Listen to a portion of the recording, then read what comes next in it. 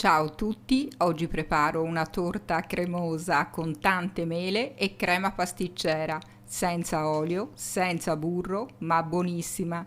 Gli ingredienti sono scritti nell'info box sotto il video e nel blog e adesso vediamo come prepararla insieme.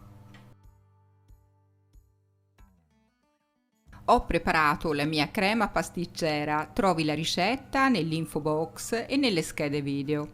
La copro con della pellicola alimentare a contatto e la lascio intiepidire. Preparo l'impasto della torta, rompo 3 uova medie all'interno della terrina. Aggiungo un pizzico di sale, lo zucchero e la scorza di un limone non trattato. Aggiungo un cucchiaino di estratto di vaniglia, quello fatto in casa in soli 7 giorni. Ti metto il link della ricetta, se lo vuoi preparare, nell'info box e nelle schede video.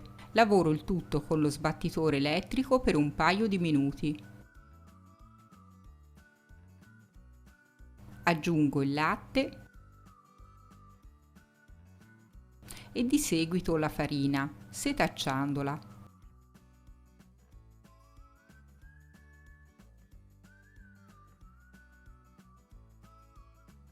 Poi metto il lievito sempre setacciandolo.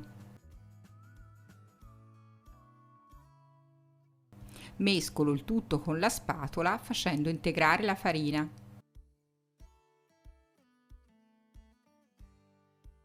E in un attimo l'impasto è pronto.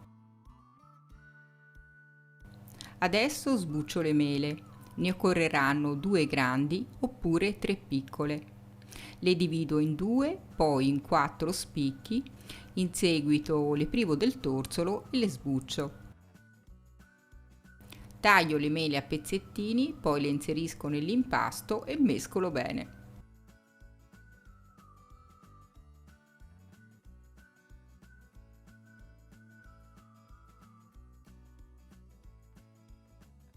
Sistemo la carta forno in una teglia rettangolare delle dimensioni di 26 x 22 cm. Taglio gli angoli e la faccio aderire alla teglia.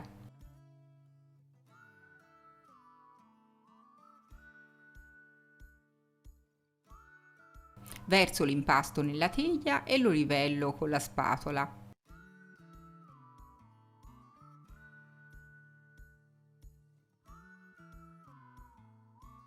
Poi metto la crema pasticcera in una sac à poche e decoro la torta sulla superficie.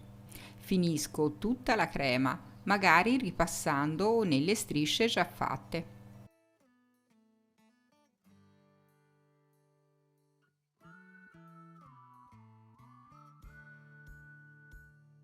E sono pronta per infornare nel forno già caldo statico a 180 gradi per 30 minuti.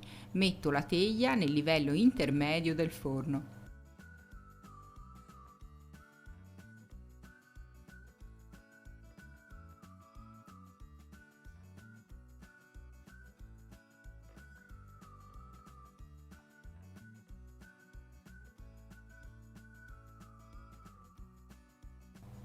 Ed ecco la torta in tutto il suo splendore, si sente un profumo fantastico di vaniglia e limone. La lascio intiepidire, poi la trasferisco su un vassoio di portata, eliminando con delicatezza e aiutandomi con una spatola la carta forno.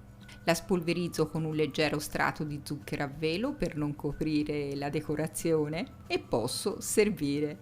È una torta deliziosa, senza olio, senza burro. Provala e fammi sapere. Spero che la ricetta ti sia piaciuta. Un abbraccio, a presto!